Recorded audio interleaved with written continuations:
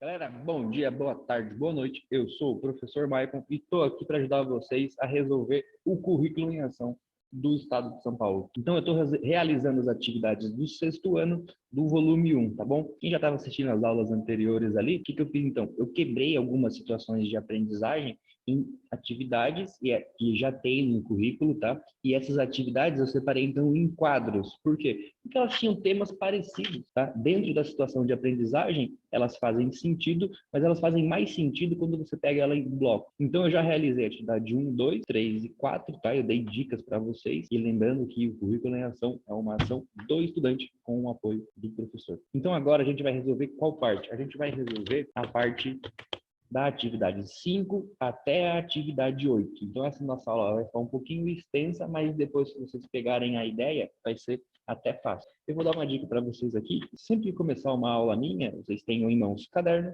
e tenham em mãos também o livro. Caso vocês não tenham o livro, eu vou deixar um link aqui para vocês baixarem esse livro também, sem problema nenhum. Na atividade 5, a gente vai discutir dos números naturais até os números racionais, tá bom? O que são números naturais? A gente conversou na outra aula que os números naturais são os números que estão na natureza, né?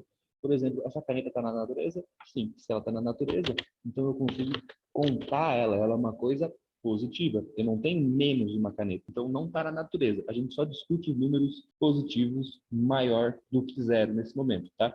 Mas acontece o seguinte, entre os números positivos maior do que zero, a gente tem ali, então, os números com vírgula. Eu vou abrir o quadro aqui para dar uma ideia rapidinho disso daqui, o que são os números com vírgula. Tá aí, então, o nosso quadro está aberto e a gente vai discutir os números com vírgula, aquilo que a gente chama de números decimais, ou como a questão chamou ali agora, racionais. Bom, primeiro, de onde que vem essa ideia dos números racionais, tá? Essa atividade ali, ela está discutindo com vocês, então, os números naturais, que a gente já viu, os números naturais, né? A gente mede eles de acordo com aquele quadro de unidade, dezena, centena, e divide eles em unidade de milhar, centena de milhar, dezena de milhar, certo? E aqui a gente coloca, então, o nosso número. Vou dar o exemplo aqui do número 2021, que é o que eu já dei antes, tá? Eu tenho quantos mil ali, que eu vou colocar aqui na minha classe, do milhar, que é aqui, ó, milhar. Então, eu tenho quantos mil ali? Tenho 2.000. E quantas centenas eu tenho? Nenhuma, né? Quantas dezenas eu tenho? 20. Quantas unidades? 1. Então, isso aqui representa o meu número 2021. É o seguinte, isso aqui para ano, o ano vai sempre para frente, sempre somando, né? E se a gente pega um objeto, por exemplo, um bolo? Se eu pegar um bolo, eu consigo pegar esse bolo, então eu tenho um bolo inteiro. Qual que é a minha linguagem? Um bolo. Tá? Eu consigo pegar esse bolo e dividir no meio? Por incrível que pareça, assim, porque é uma coisa que você consegue dividir. Então, se você divide esse meu bolo, mas ele está na natureza ainda. Sim, por isso que a gente começa a medir agora, o quê? Os números com vírgula, tá? Então, isso daqui, o que ele é? 2 pedaços de bolo. Lembra, ó, o 2 está na natureza, 2 pedaços de bolo. E se eu juntar esses 2 pedaços, eu tenho esse meu bolo inteiro, tá? Porém, quanto do bolo eu tenho aqui? Aqui agora eu tenho metade do bolo e aqui eu tenho a outra metade do bolo, certo? E como que eu vou escrever isso? Talvez esse exemplo não tenha sido muito bom, mas se você usasse dinheiro, você ia conseguir resolver, né?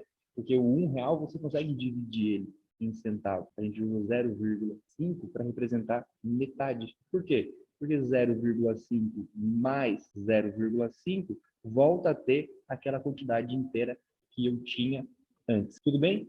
Mas não é esse assunto que a gente vai conversar agora. A gente vai conversar agora sobre os decimais, tá bom? Os decimais são o quê? São esses valores que aparecem ali, ó, depois da vírgula, tá? Depois da vírgula que apareceu o 5, significa que eu tenho 5 unidades decimais ali. Professor, você está me dizendo, então, que além das unidades aqui, ó, nesse meu quadro de posições, eu tenho coisas antes do número 1, é isso? Sim, eu estou dizendo exatamente isso. Tem coisas antes do número 1, tá? Por exemplo, para eu colocar aí agora esses valores, o que eu ia usar? Posso usar um quadro de posições, porém, vou mostrar para vocês agora como é que seria esses valores antes aqui, ó. Então, antes eu também teria 3 casinhas ali, tá? E aqui na primeira casinha, eu vou ter o que a gente chama de décimos, tá? Então, aqui eu tenho os meus décimos, a letrinha D, e eu tenho os centésimos e eu tenho os milésimos. Agora, eu consigo colocar o quê? Tudo que tem para cá são números com vírgula. Por exemplo, o 0,5.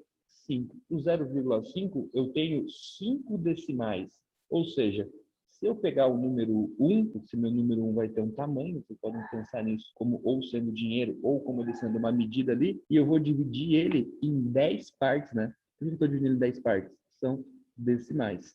Se eu dividir ele, então, em 10 partes, eu sei que esse valor aqui, ele tem 5 décimos. E eu dividi 1 em 10, então eu tenho cada espacinho desse como sendo 1 décimo, ou seja, o 0,1.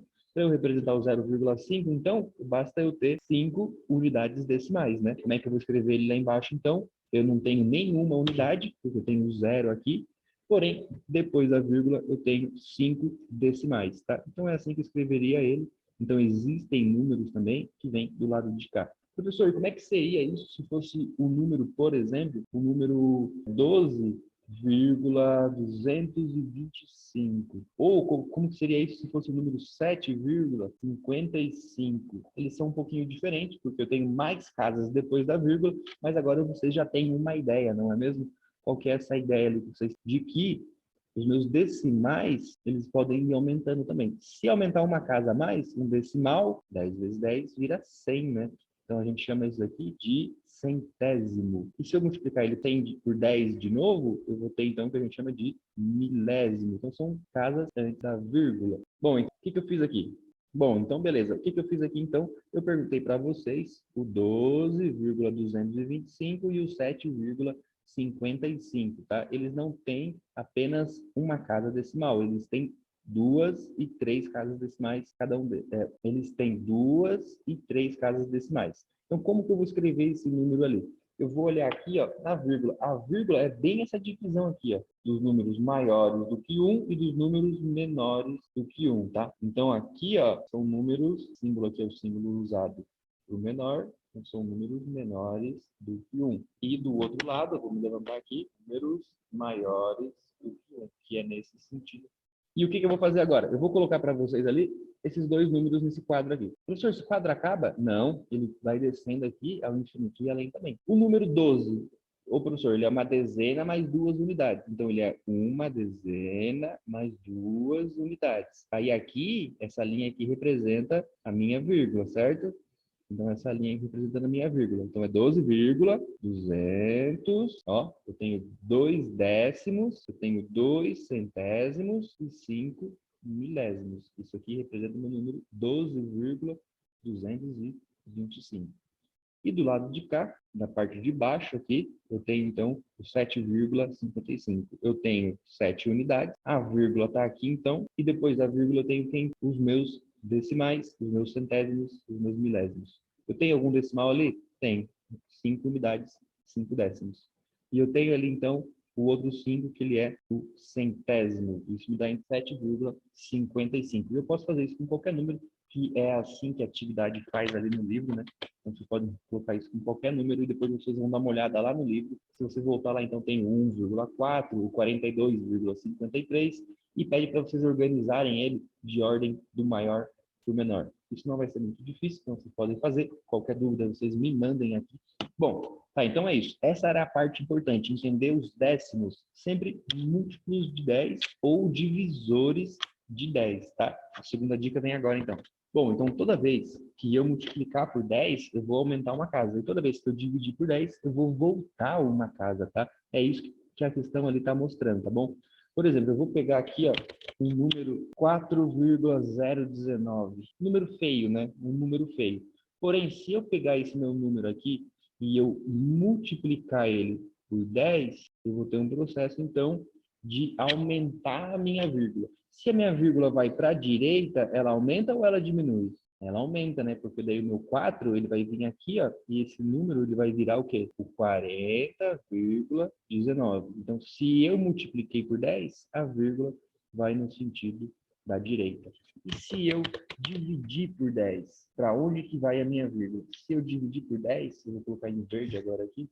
Então, se eu dividir por 10, eu vou estar fazendo o caminho contrário, né? Eu vou dividir, então a minha vírgula ela vai vir casas antes. Como aqui eu não tenho uma casa antes, o que eu ia colocar ali então? O 4, o 0, o 1 e o 9. A vírgula que estava nessa posição aqui, ela veio uma posição antes. Então ela veio parar antes do 4. Então eu coloco aqui um 0 para identificar que eu não tenho nenhuma unidade, porém eu tenho tudo ali em casas decimais. Então, esse daqui é o meu número, tá? Se eu dividir por 10, e se eu dividir por 10 de novo, eu continuo mexendo a minha vírgula para que lado? Esquerdo, tá bom? Então, por mais que não apareça as coisas aqui, ó, eu tenho vários zeros antes, e por mais que não apareça nada depois aqui também, eu tenho vários zeros depois. Mas o que representa o meu número são os algarismos que têm algum significado ali, né?